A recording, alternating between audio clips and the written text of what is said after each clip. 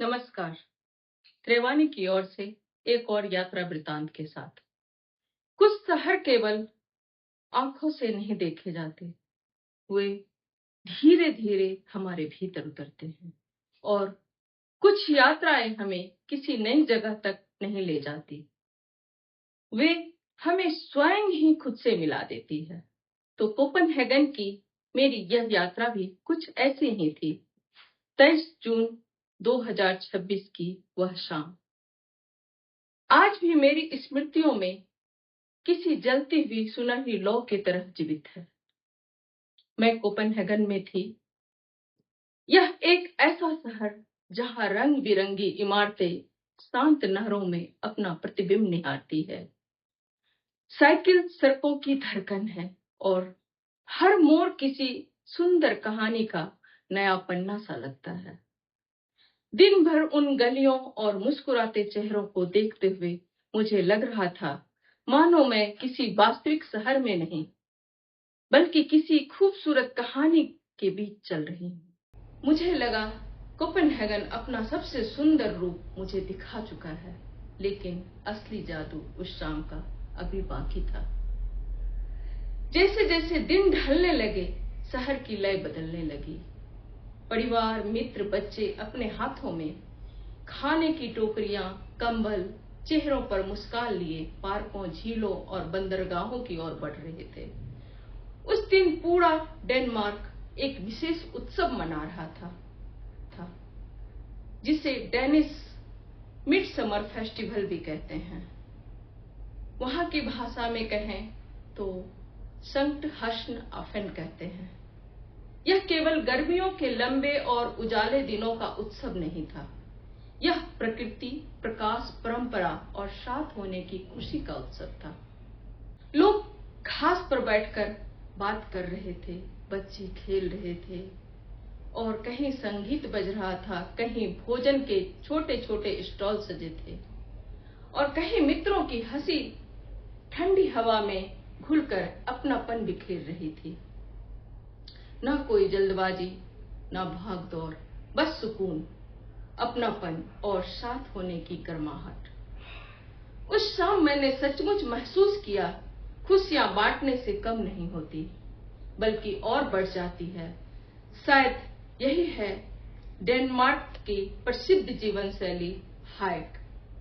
Hike का अर्थ केवल आराम और सुविधा नहीं है, यह उन सरल और आत्मीयपनों की सुंदरता है जब दिखावे के लिए भले कुछ ना हो, बट मुस्कान बांटने और दिल की बात कहने के लिए अपने लोग हैं।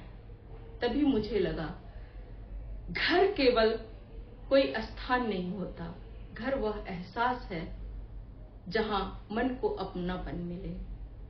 और उस शाम एक अनजान देश में खड़े होकर मुझे भी ऐसा ही महसूस हुआ जैसे मैं वहां अकेली नहीं हूं। ऐसा लग रहा था मानो जैसे मैं अपने परिवार के बीच बैठी हूं। आसमान की सूरज अब भी हल्की सुनहरी रोशनी बिखर रही थी। जून के महीने में डेनमार्क की शामें बहुत देर तक उजली होती है। ऐसा लगता है मानो रात भी कुछ पल रुककर उस सुंदरता को और निहारना चाहती। धीरे धीरे सबकी निगाहें लकड़ियों से बने विशाल ढेर के ऊपर उठने लगी, जिसे कुछ ही देर बाद प्रज्वलित किया जाना था। बोनफायर के ऊपर पुआल से बनी एक आकृति जो चुड़ैल के समान दिख रही थी, रखा गया था। पुरानी डेनिश परंपरा के अनुसार अग्नि के माध्यम से उस चुड़ैल को जर्मनी के ब्लॉक्सबर्ग पर्वत की ओर विदा किया जाता है।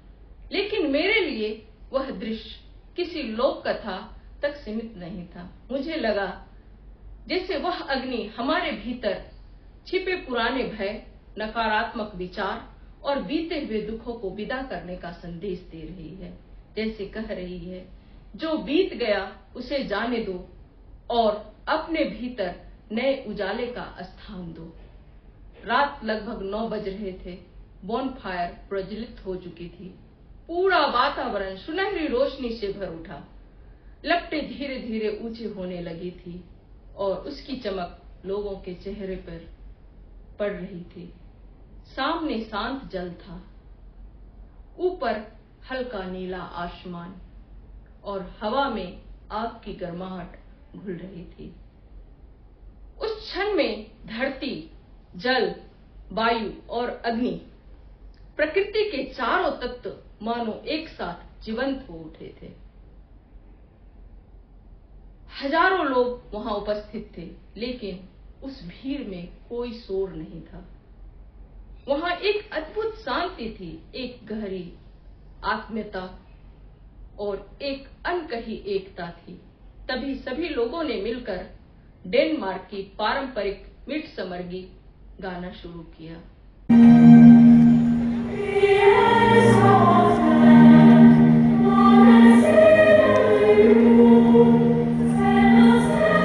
मैं उस भाषा का प्रत्येक शब्द नहीं समझती थी, जिसका अर्थ था हम अपने देश से प्रेम करते हैं। और तभी मुझे महसूस हुआ कि भावनाओं को समझने के लिए किसी भाषा की आवश्यकता नहीं होती। सामूहिक स्वरों की गूंज, संगीत का मधुर धुन और सामने नृत्य करती आग की लपटें, यह पूरा दृश्य धीरे धीरे मेरे हृदय में उतरता जा रहा था। उसी पल मुझे भारतीय संस्कृति का संदेश याद आया, वसुधैव कुटुंबकम। पूरी दुनिया एक परिवार है। देश अलग हो सकते हैं, भाषाएं अलग हो सकती है, परंपराएं भी अलग हो सकती है, लेकिन मनुष्य के हृदय में मूल भावनाएं लगभग एक जैसी होती है।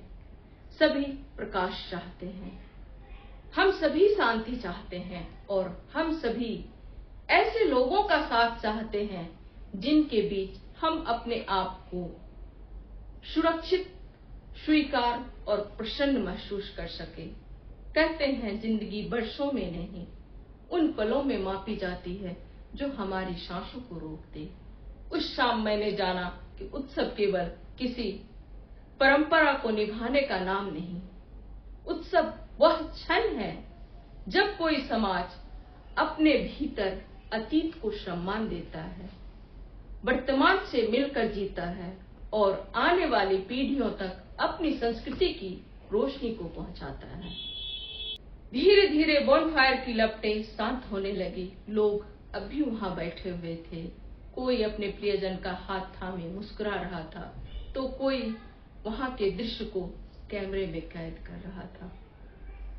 लेकिन कुछ दृश्य कैमरे में नहीं समाते, वो हमारे आंखों के भीतर, हमारे हृदय में समा जाते हैं और फिर जीवन भर स्मृतियों में सुरक्षित रखते हैं। तो कोपेनहेगन की वह रात मेरे लिए भी एक ऐसी ही स्मृति बन गई, एक ऐसी स्मृति जो मुझे हमेशा याद दिलाती रहेगी कि अंधकार कितना भी गहरा हो, एक छोटी सी लौ भी उसे चुनौती दे सकती है। तो शायद इसलिए हमारे उपनिषद में कहा गया है, तमसो मां ज्योतिर्गमय, मुझे अंधकार से प्रकाश की ओर ले चलो। उस जादुई रात मैंने केवल आग को जलते हुए नहीं देखा, मैंने उम्मीद को चमकते हुए देखा, मैंने संस्कृति को जीवंत होते देखा, मैंने अनजान लोगों के बीच अपनापन को महसूस किया और जाना कि जब प्रकृति, परंपरा और लोग एक साथ होते हैं, तब एक साधारण सी शाम भी जीवन की असाधारण खूबसूरत कहानी में बदल जाती है। तो इसे ही ऐसे कहते हैं कि यात्राएं समाप्त हो जाती हैं, लेकिन रोशनी हमारे भीतर हमेशा जीवित रहती है। तो फिर मिलते हैं। धन्यवाद।